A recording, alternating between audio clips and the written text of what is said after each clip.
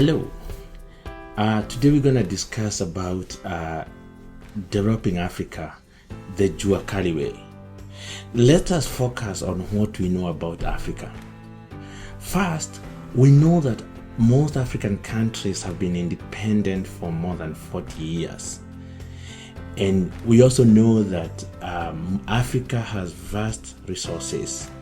Africa is twice the size of Russia, or bigger than Canada, the United States, and China put together. It is about 30 million square kilometers. How big is that? Africa has large arable land for agriculture, equatorial forests, and savanna vegetation. We are rich. And according to some estimates, Africa is home to 1.315 billion people. Generally, there is a good number of educated, qualified professionals and scientists. Africa learning institutions are able to produce some of the highest qualified professionals on earth. And Africa has a sizable number of African diasporas who live outside Africa, who serve in various key capacities in both developed and developing world. Therefore, also Africa has a vast amount of minerals and other resources. Yet Africa trails every other continent in development. How can this be reversed? To answer these questions, I have considered the following two more questions. One, could using Kenya's Jua Kali sector be able to develop to create a development roadmap for Africa? And what should the Kenyan government do to release the Jua Kali sector potential? Today we'll focus on a few facts about Jua Kali sector and how importation charges on the sector are holding back the Jua Kali sector and the economy. And in future we're going to consider other factors, but today we're just concentrating on those facts. What do you know about Jua Kali? We know that Jua Kali businesses refer to any business that is not registered in Kenya or the informal sector. We also know that the Jua Kali sector businesses are undertaken under permanent structures. They could be on semi-permanent structures. They could be on road reserves or unoccupied space. Okay, and according to the Kenyan government economic survey for 2019, we know that Jua Kali sector employs 83.1% of all employees in Kenya, which is about 14.9 million people of the total employee, which is 17.8 million employed in Kenya, right? The sector contributed 50% of GDP in 2016, which was 3%. And we know that 98% of the Jua Kali businesses are not registered. We have these facts. We finally know that Jua Kali businesses represent 95% of all the businesses in Kenya. Then our other question becomes, should the government pay more attention to Jua Kali sector than it currently is? And if so, where should the government start? First, let us see a few forms of Jua Kali businesses. It could be metal fabrication businesses. It could be clothing and apparel, also known as mitumba. We could also be looking at hawkers. And we also could be looking at mama mboga, the roadside mama mboga who sells grocery at the roadside, and kale and cabbages and all that. Any other business that is not registered, then it becomes Jua Kali. Currently, the Kenya government is implementing the Big Four agenda. We know that the government is focusing on food security, affordable housing, increases in job for manufacturing sector, and affordable healthcare. And these are great. However, in my opinion, the only agenda on the Kenyan government should be the Jua Kali sector, because at least we'll capture 98% of the businesses and 14.9 million people. Here are some of the simple and easy ways that the government of Kenya can enable Jua Kali sector develop and grow, leading to massive jobs creation and providing the high growth rate to Kenyan economy.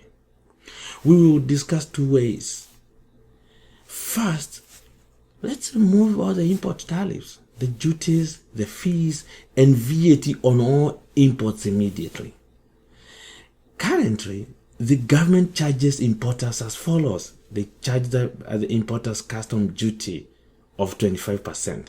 Next, excise duty of 20% is applied on top of custom and cost. Then finally, the VAT is also applied on top of cost, custom duty, and excise duty. IDF or import declaration fee of 2% is applied on cost. Railway development levy is applied at 1.5% on cost. All these have impacted Jua Kali sector and the Kenyan economy by increasing cost of doing business in Kenya by almost 50%. The point number 2 is we should remove tariffs on electricity on Jua Kali businesses and lower the cost of electricity by 45%. We'll cover this in a future series. By removing all the tariffs, what do you expect to be the impact to the Kenyan economy and the society?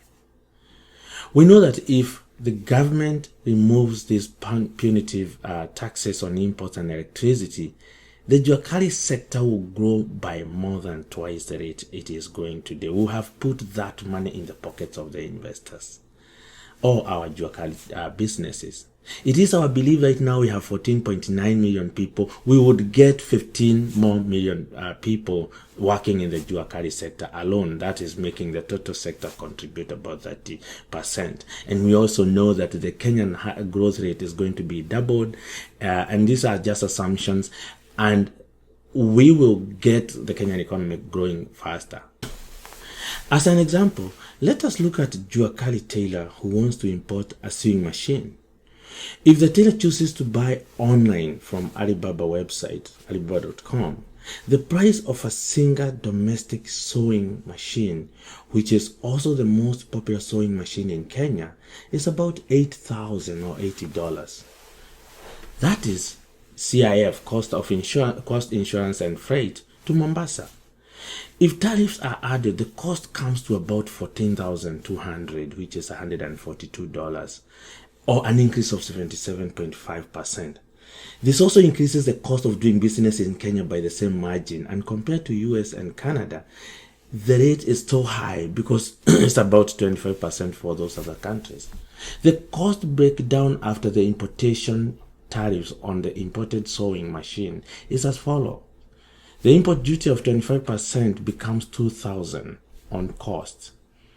Then the excess duty becomes 25%, another $2,000 on cost plus the custom duty. Then VAT is applied at 16%, which becomes $1,920.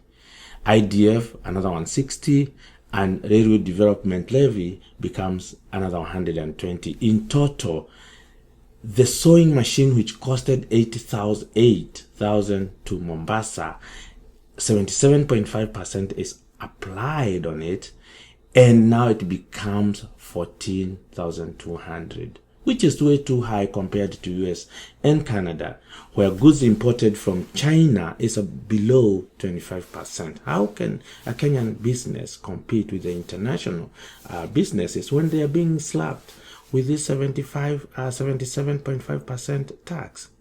Those import charges and VAT do not serve the country and our businesses. They have no value other than providing revenue to the government. Let's look at another example. Duty on cost of car, and in this case a Toyota Passo, which has an engine capacity of 1,000 cc's, total mileage is 29,000 kilometers or 18,000 miles. The total cost is about $3,800, and Kenya Revenue Authority assesses it is at $3,239 using their own calculations. If you apply the 77.5%, it becomes an addition of $2,500 with a grand total of $5,745. That is just the cost of that vehicle before it leaves Mombasa, and it is just a cost that is just applied by the government. So if we look at the import charges, when a government charges importation charges, the main purpose is to protect local industries In our previous two examples, which is the sewing machine and a Toyota Passo, Kenya does not make any of them. So it doesn't make sense that we apply a tariff on goods that we do not even care about, and which, if we were allowed to bring in, they would boost our local economy. So we need to remove all these tariffs immediately to boost our Jua Kali sector. And in that case, the Jua Kali sector will be cheaper, will produce cheaper goods, and will employ more. This will bring our importation charges to what US and Canada charge, and it is less than 25% of the total cost. So if we look at the best practices on value-added tax, we know that the purpose of value-added tax is to levy a tax on value addition. In this case, the imported goods which came from China, made by a Chinese, they do not need to be charged VAT. It doesn't make sense. We can charge VAT for goods produced in Kenya, not goods that are coming from outside. So VAT on all imports should be eliminated. The government should charge at least 5% VAT to final consumer goods that are made in the Jua Kali sector, just similar to the way they are doing in the mobile telephony market. And this is after the economy stabilizes. Extra savings should be left to the businesses to invest and for the consumers to consume more. We have no idea why import declaration fee and railway levy are levied on imports. We have completely no idea. And what is it for? Take it away. The government should not use importation as a way to raise revenue. They should use the internal revenue service to just generate revenue internally. We know that in 2003, the government removed import charges on all electronic computers and mobile phones. And within 10 years, Kenya had become a world leader in mobile telephony, and it is leading in Africa in ICT. If we follow this example and remove all the import charges, the cost of doing doing business in Kenya will go down by almost 50% for all the sectors. And now the sectors can be able now to get spin more jobs, and they can be able to produce more high quality products because they are able to import high quality products into the economy. So what does this mean? It means that the Jua Kali sector cost would go down by 50%, meaning we create more jobs, and we expect up to 15 million jobs or more to be created if we remove them. Better quality of imported goods and services, and our goods will be competitive in the commercial region and the international. Growth of Kenyan economy will be accelerated. We expect the growth rate to hit 15 to 20% range and be sustainable for a long time if we removed all these tariffs. And in conclusion, we know to develop Kenya, let the government remove all those tariffs. Okay? They don't make sense. There's no duty on cell phones and computers, and the Kenyan economy has taken off on that one, and we are among the world leaders. We can do that for Jua Kali. We know Kenya leads in the ICT field in Africa. This is because of taking away the duty. And Kenya does not make cars and singer sewing machines. Remove the tariffs. Okay, and finally, we know that the economy will be boosted. The government officials right now use tariffs and duties to frustrate Jua Kali businesses, which is a huge pipe for corruption at Kenya Ports Authority and the Kenya Revenue Authority in Mombasa.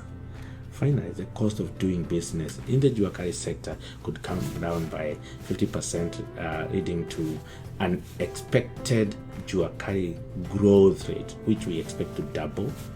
We expect the Jua Kali to create massive jobs. We are hoping and estimating 15 million jobs in 10 years, and an economic growth rate of between 15 to 20% if we level the playing field. And for sure, the Kenya growth rate will be so high to catapult Kenyan economy to a developed world in less than 20 years. That is by 2040. In our next series, we're going to cover electricity, how the government should cut down the cost of electricity by 45% by eliminating, again, similar tariffs that are not making sense. Thank you.